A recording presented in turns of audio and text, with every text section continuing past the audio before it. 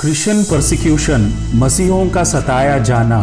यीशु ने कहा, धन्य हैं वे जो धार्मिकता के कारण सताए जाते हैं, क्योंकि स्वर्ग का राज्य उन्हीं का है। बाइबल कहती है कि हमें बड़े क्लेश उठाकर परमेश्वर के राज्य में प्रवेश करना होगा। We must go through many hardships to enter the kingdom of God। परमेश्वर के लोगों का सताया जाना ये प्राचीन काल से ही होता आ रहा है। पुराने नियम में हम देखते हैं कि कैसे परमेश्वर के लोगों और भविष्यद्वक्ताओं को सताया गया। हम देखते हैं कि कैसे फिरौन राजा ने इजरायलियों को सताया था और उन्हें गुलामी के बंधन में बांधे रखा था, और कैसे एलिया, इर्मिया, दानियल और कई भविष्यद्वक्ताओं को सताया गया, परंतु परमेश्वर ने उन्हें इन सभी कठिनाइयों से बाहर निकाला और उन्हें अपनी आंख की पुतली की तरह संभाला। दानियल के किताब में हम देखते हैं कि कैसे नेबुकदनेस्सर राजा ने शाद्रक, मेशक और अबेदनगो को आग की भट्टी में डाला था, परंतु क्या हुआ? परमेश्वर ने उन्हें आग से बचा लिया। उनके शरीर का एक बाल भी नहीं जला। ये देख नेबुकदनेस्सर राजा अचंभित हुआ और कहा, धन्य है शद्रक, मेशक और अबेदनगो का परमेश्वर, जिसने अपना दूत भेजकर अपने इन दासों को इसलिए बचाया क्योंकि इन्होंने राजा की आज्ञा न मानकर तुझी पर भरोसा रखा और ये सोचकर अपना शरीर भी अर्पण किया कि हम अपने परमेश्वर को छोड़ किसी देवता की उपासना या दंडवत न करेंगे। इसी प्रकार हम देखते हैं कि कैसे दानियल को शेरों के गुहे में डाल दिया था, परंतु परमेश्वर ने शेरों का मुंह बंद कर दिया और दानियल को बचा लिया। यीशु ने अपने शिष्यों को सिखाया कि वे शत्रुओं से प्रेम करें और कहा, तुम सुन चुके हो कि कहा गया था, अपने पड़ोसी से प्रेम रखना और अपने बैरी से बैर। परंतु मैं तुमसे कहता हूं कि अपने बैरियों से प्रेम रखो और अपने सताने वालों के लिए प्रार्थना करो, जिससे तुम अपने स्वर्गीय पिता की संतान ठहरोगे, क्योंकि वो भले और बुरे दोनों पर अपना सूर्य उदय करता है और धार्मी और अधर्मी दोनों पर मेह बरसाता है। आगे यीशु ने कहा, परंतु इन सब बातों से पहले वे मेरे नाम के कारण तुम्हें पकड़ेंगे और सताएंगे और पंचायतों में सौंपेंगे और बंदीगृह में डलवाएंगे और राजाओं और हाकिमों के सामने ले जाएंगे, पर यह तुम्हारे लिए गवाही देने का अवसर हो जाएगा। तुम्हारे माता पिता और भाई और कुटुंब और मित्र भी तुम्हें पकड़वाएंगे, यहां तक कि तुम में से कुछ को मरवा डालेंगे। मेरे नाम के कारण सब लोग तुमसे बैर रखेंगे, परंतु तुम्हारे सिर का एक बाल भी बांका ना होगा। अपने धीरज से तुम अपने प्राणों को बचाए रखोगे। यीशु ने कहा, यदि संसार तुमसे बैर रखता है तो तुम जानते हो कि उसने तुमसे पहले मुझसे बैर रखा। यदि तुम संसार के होते तो संसार अपनों से प्रेम रखता, परंतु इस कारण कि तुम संसार के नहीं, वरना मैंने तुम्हें संसार से चुन लिया है, इसीलिए संसार तुमसे बैर रखता है। जो बात मैंने तुमसे कही थी, दास अपने स्वामी से बड़ा नहीं होता, उसको याद रखो।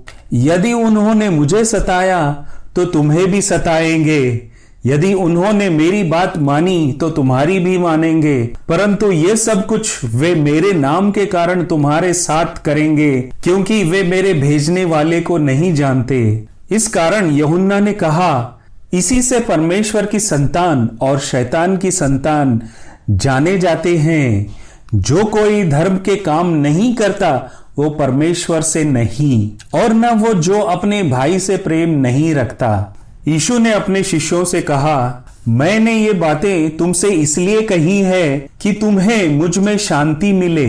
संसार में तुम्हें क्लेश होता है, परंतु ढाढ़स बांधो, मैंने संसार को जीत लिया है। जो शरीर को घात करते हैं पर आत्मा को घात नहीं कर सकते, उनसे मत डरना, पर उसी से डरो जो आत्मा और शरीर दोनों को नरक में नष्ट कर सकता है। यानी परमेश्वर से डरो और परमेश्वर में बने रहो। तुम्हारे सिर के बाल भी सब गिने हुए हैं, इसलिए डरो नहीं। तुम बहुत गौरैयों यानी पक्षियों से बढ़कर हो।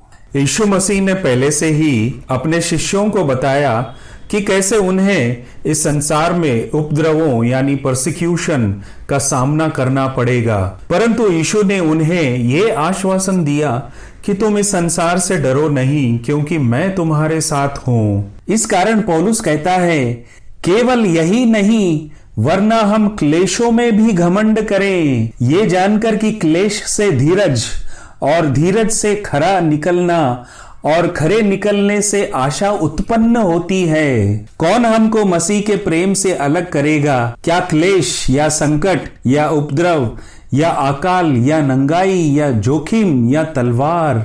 आशा में आनंदित रहो, क्लेश में स्थिर रहो, प्रार्थना में नित्य लगे रहो।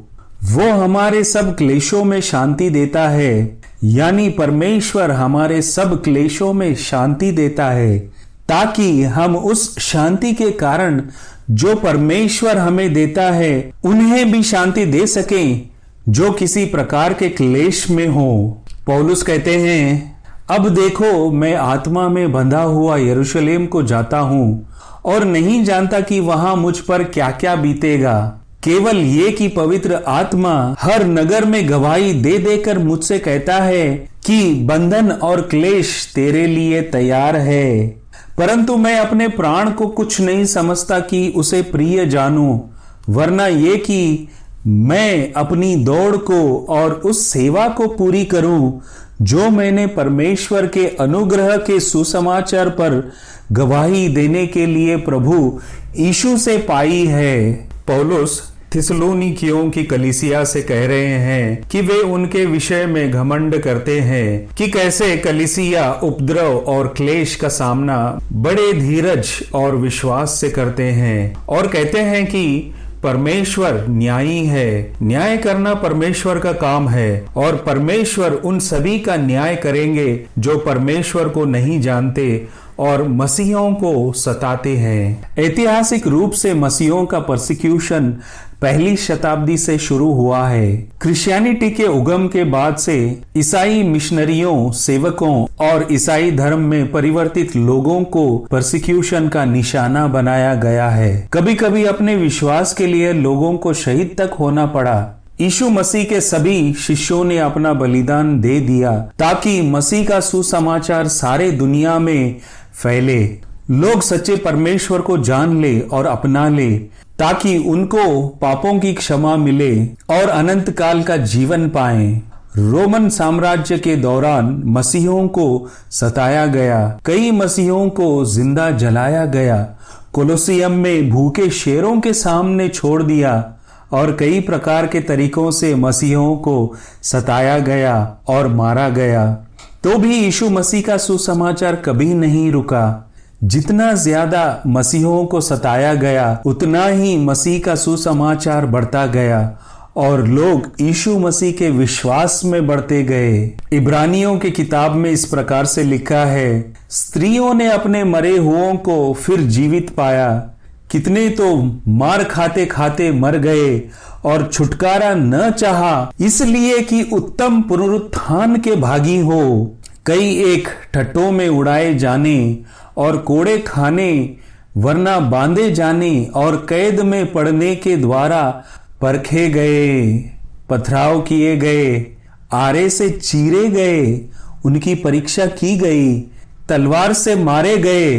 वे कंगाल में और क्लेश में और दुख भोगते हुए, भेड़ों और बकरियों की खालें ओढ़े हुए इधर उधर मारे मारे फिरे और जंगलों और पहाड़ों और गुफाओं में और पृथ्वी की दरारों में भटकते फिरे। संसार उनके योग्य न था। हम यहाँ देखते हैं कि कैसे मसीही लोग बड़े धीरज से और विश्वास से इन सभी कठिनाइयों का सामना किया। पौलुस कहते हैं, इस कारण मैं मसीह के लिए निर्बलताओं में और निंदाओं में और दरिद्रता में और उपद्रवों में और संकटों में प्रसन्न हूँ, क्योंकि जब मैं निर्बल होता हूँ तभी बलवंत होता हूँ। पर जितने मसीह यीशु में भक्ति के साथ जीवन बिताना चाहते हैं वे सब सताए जाएंगे। बाइबल हमें कहती है कि मसीही लोग जो यीशु मसीह में अपना जीवन बिताना चाहते हैं वे सब सताए जाएंगे। अगर आप यीशु मसीह में विश्वास करते हैं तो आपको इन सभी मुश्किलों से गुजरना होगा। हे प्रियो, जो दुख रूपी अग्नि तुम्हारे परखने के लिए तुम में भड़की है, इससे ये समझकर अचंभित न करो कि कोई अनोखी बात तुम पर बीत रही है, क्योंकि ये सारी बातें पहले से ही बताई गई हैं और हमने देखा कि कैसे मसीह के लोगों को सताया गया। पर जैसे जैसे मसीह के दुखों में सहभागी होते हो, आनंद करो, जिससे कि उसकी महिमा के प्रकट होते समय भी तुम आनंदित और मग्न हो। फिर यदि मसीह के नाम के लिए तुम्हारी निंदा की जाती है तो तुम धन्य हो, क्योंकि महिमा का आत्मा जो परमेश्वर का आत्मा है तुम पर छाया करता है। पतरस पीटर यहाँ बता रहे हैं कि अगर तुम पर कोई उपद्रव आता है तो तुम चकित ना होना, क्योंकि ये कोई अनोखी बात नहीं है। ये ऐसा नहीं कि ये पहली बार हो रहा है, ये तो सदियों से होता आ रहा है और जब तक ये संसार है तब तक ये होता रहेगा। जब कभी आप पर ये समय आता है तो तुम परमेश्वर में आनंदित रहो, क्योंकि तुम भी मसीह के दुखों में सहभागी होते हो और परमेश्वर का आत्मा तुम पर बना रहेगा। क्योंकि मैं समझता हूँ कि इस समय के दुख और क्लेश उस महिमा के सामने जो हम पर प्रकट होने वाली है कुछ भी नहीं है। इसलिए हम निडर होकर कहते हैं, प्रभु मेरा सहायक है, मैं न डरूंगा। मनुष्य मेरा क्या कर सकता है? जो तुम्हारे अगुवे थे और जिन्होंने तुम्हें परमेश्वर का वचन सुनाया है उन्हें स्मरण रखो और ध्यान से उनके चाल चलन का अंत देखकर उनके विश्वास का अनुकरण करो। यीशु मसीह कल और आज और युगान युग एक सा है।